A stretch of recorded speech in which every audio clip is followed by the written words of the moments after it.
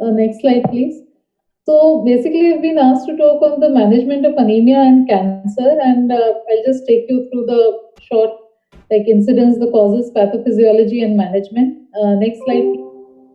So what is important is if you look at across the baseline, the incidence of anemia at baseline is close to 30 to 40%, and in cancers like gynecological cancers and hematological cancers, it's almost half these patients have anemia at baseline.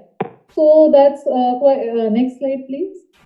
So that's a very important factor, because it is seen that those who have severe anemia are also the ones who have a poor performance status, and both anemia and poor performance status has a bearing on the overall outcome of the patient as well as treatment outcomes for these patients.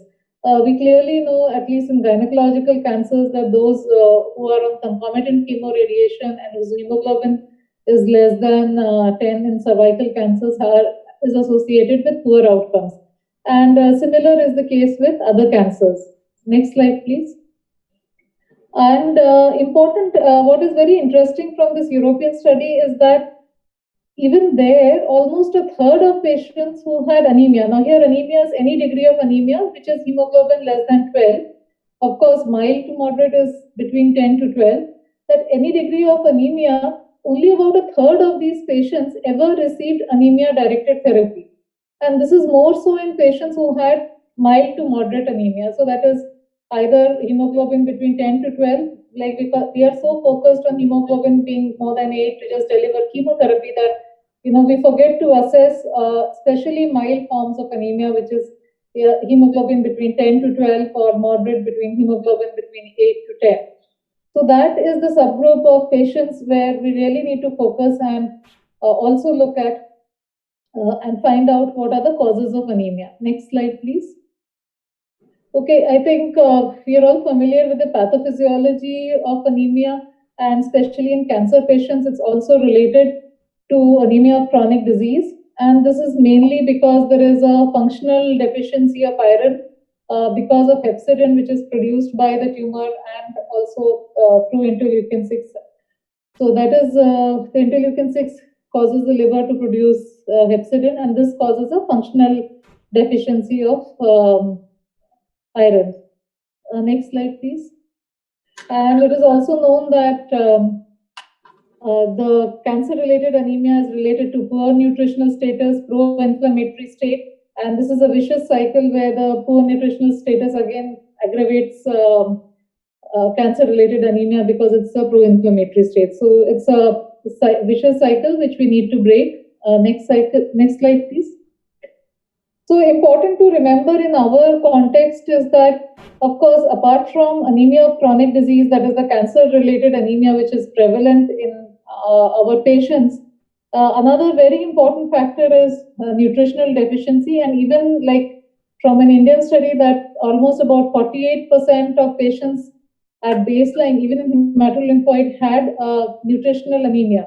So almost about 40 to 50% of our patients having anemia, the cause is nutritional. Of course, there are other causes like hemolysis, blood loss, marrow infiltration, and of course, chemotherapy or radiotherapy, especially when it involves more than 20% of the bone marrow. Next slide, please.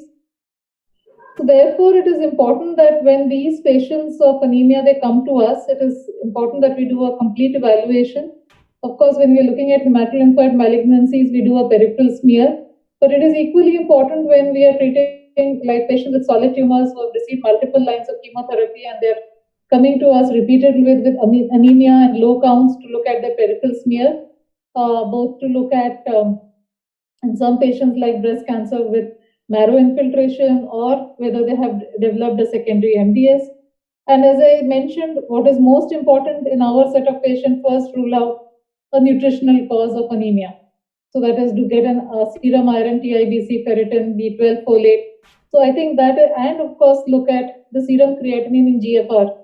So what we sometimes miss out is, grade 1 or 2 CKD, especially in an older patient, 65, 70, your creatinine is 1.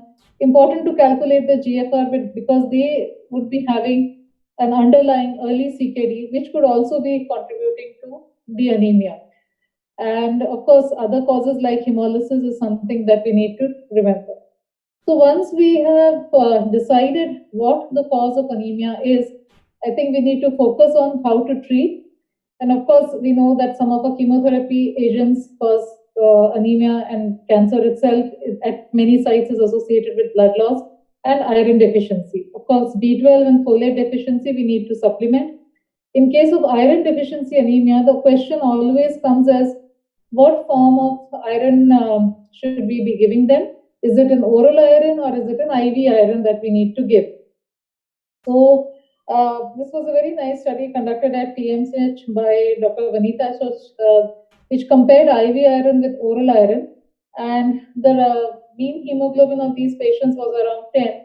And if you look at the hemoglobin rise at 6 weeks, which was more than 1 gram, about 20% of these patients had a rise in hemoglobin to more than 1 gram, irrespective of whether it was supplemented by IV or oral.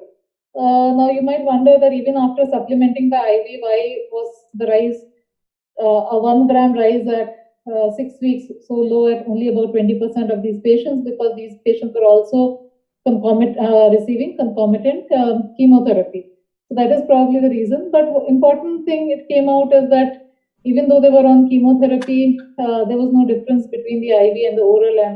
And most of us have this, that IV is probably more well tolerated and would give rise to a faster rise in hemoglobin. Next slide, please. And even interestingly, the most common side effect of oral iron is GI toxicity. And almost about 40% of these patients had GI toxicity. But interestingly, it was no different with the IV iron as well. So both the IV and the oral were associated with similar degrees of GI toxicity. In another study, of course, by Orbach, that had shown a higher rise with IV iron, but that was associated with the use of erythropoietin, whereas here, as we will subsequently see, we did not use erythropoietin. Next slide, please. So now coming to erythropoietin stimulating agents. So what is most important is that these erythropoietin stimulating agents should only be used in patients who are being treated with a palliative intent. So it is chemotherapy associated anemia, palliative intent, hemoglobin less than 10. And the reason for this is that, even in a large randomized study of metastatic breast cancer, where almost 2,000 patients, were treated with either ESA or best supportive care, other treatments, it was shown that it did not meet non-inferiority, meaning that ESA was associated with a higher risk of death. So higher risk of immediate death was associated mainly because of the increased risk of thromboembolic events, and also increased short-term mortality and decreased overall survival. Another hypothesis being the presence of ESA-like receptors even on the cancer cells, and that is the reason why we have to really, really weigh the harms and the benefit.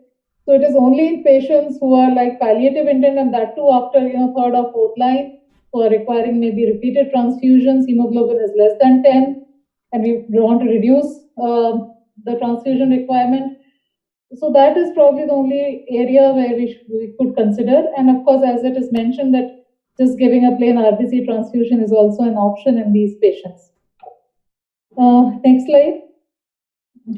So I would just want to conclude by the fact that one is recognize the presence of anemia, especially mild anemia, look at the cause, rule out nutritional and specifically iron deficiency, but B12 and folate are equally common.